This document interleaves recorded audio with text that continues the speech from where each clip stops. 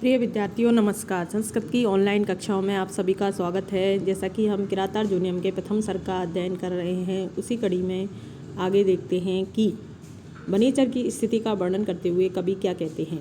कवि बताते हैं कि जब वनेचर ने लौटकर महाराज युधिष्ठिर को प्रणाम किया और उन्होंने दुर्योधन का वृत्तांत सुनाया तो उनकी मन स्थिति क्या थी और किस प्रकार से वो अपने आप को दृढ़ बनाए हुए थे। तो कवि कहता है कि कृत प्रणामस्य महीम महीभुजे जिताम सपत्ने निवेदयस्यतः न बिव्यथे तस्य मनो न ही प्रियम प्रवक्तुम इच्छन्ति मृषा हितैषिणे।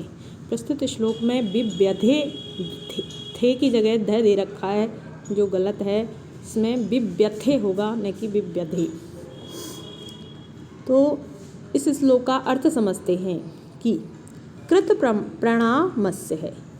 ये प्रस्तुत जो विशेषण है ये वनेचर के लिए आया है। कृत प्रणामस्य, कृत कर लिया है प्रणाम जिसने, तो ऐसे उसका, तो प्रणाम करने वाले का, जिसने प्रणाम कर लिया है उसका क्या कि तस्य मनो न बिव्यथे, उसका मन, तीसरी लाइन में देखेंगे कि उसका मन बिव्यथे, व्यथा को प्राप्त नहीं हुआ, दुखी नहीं हुआ।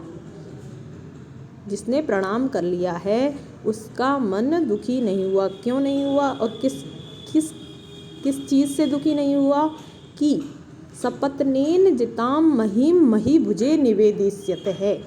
जिसने प्रणाम करके उस वनेचर ने सपत्नेन यानी कि शत्रु के द्वारा जिताम जीती गई महीम धरती के विषय में या धरती को महीभुजे निवेदिष्यत है, उस राजा युधिष्ठिर को निवेदन करते हुए, उस वनेचर ने जब सपत्नेन शत्रु के द्वारा जीती गई मही धरती को राजा युधिष्ठिर को जब निवेदन किया, महीभुजे राजा युधिष्ठिर के लिए निवेदिष्यत है, निवेदन करते हुए, तस्य मनो न बिव्यथे, उसका मन दुखी नहीं हुआ। क्यों नहीं हुआ ही प्रियम प्रवक्तुम इच्छन्ति, न ही प्रियम प्रवक्तुम इच्छन्ति मृषा हितैषिणे।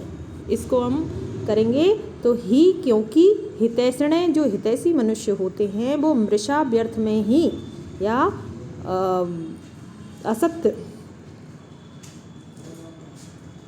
मधुर प्रियम मृषा अप्रियम च, और जो मधुर लगने वाली वाणी है प्रवक्तुम इच्छन्ति बोलना चाहते हैं, न प्रवक्तुम इच्छन्ति न बोलना चाहते हैं।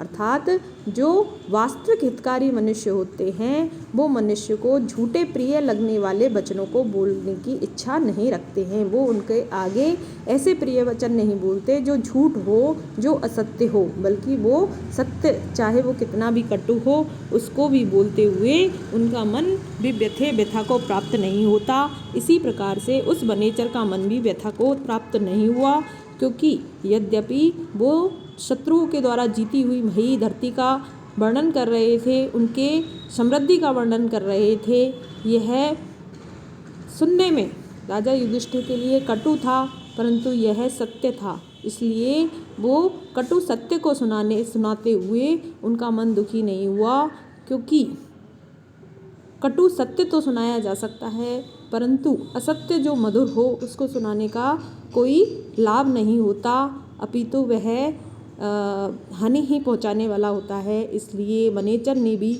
अपने मन को कड़ा करके, दृढ़ करके और राजा के लिए सत्य को बताया, और उनका मन इस बात को बताते हुए दुखी नहीं हुआ। प्रस्तुत श्लोक में वंशस्थ छंद है और संपूर्ण सर्ग में यही छंद सभी श्लोकों में है, एक अंतिम श्लोक को छोड़ करके। अब इस श्लोक में हम अलंकार देखें तो सामान्य के द्वारा यहाँ पर विशेष का समर्थन होने से अर्थांतरन्यास अलंकार है, क्योंकि इसमें जो प्रथम 3 चरणों में बात कही गई है उस बात का समर्थन उन्होंने न ही प्रियम प्रवक्तुम इच्छन्ति मृषा हितैषिणे, इस सूक्ति रूपक जो सामान्य कथन से उसका समर्थन किया है। और महीम महीभुजे, इसमें वृत्त्यानुप्रास अलंकार है।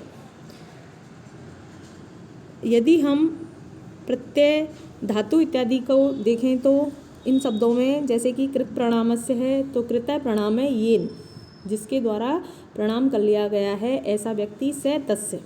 तो इस प्रकार से इसमें बहुव्रीहि समास बैठता है और इसमें क्री धातु है, तय प्रत्यय है और प्रणाम में प्र नम और घय प्रत्यय होने पर प्रणाम शब्द सिद्ध होता है। मही बुझे में चतुर्थी विभक्ति है और केली के अर्थ में तो चतुर्थी विभक्ति है ही। महिम भुनक्ति इति मही भुक। इसकी व्युत्पत्ति देखें तो जो धरती का भुक करता है वह मही भुक। इसमें क्विप प्रत्यय है भुज धातु में लग करके। और जिताम शब्द में देखें तो जी धातु तय प्रत्यय और टाप। निवेदयस्यते प्रस्तुत शब्द में नि उपसर्ग पूर्वक